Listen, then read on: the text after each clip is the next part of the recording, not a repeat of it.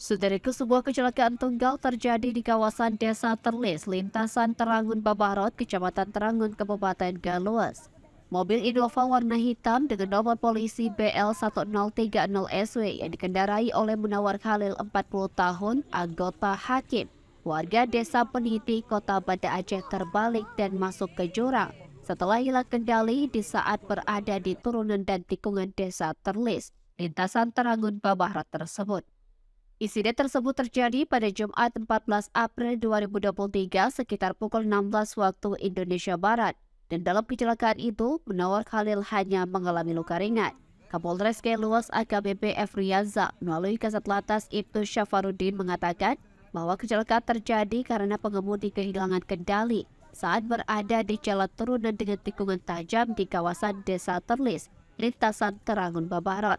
Mobil menabrak tebing sebelah kiri dan terbalik setelah itu. Tidak ada korban jiwa dalam kecelakaan tunggal tersebut dan kerugian material ditaksir sekitar 7 juta rupiah. Dari Galuas, Rasidan, Tribun Gayo.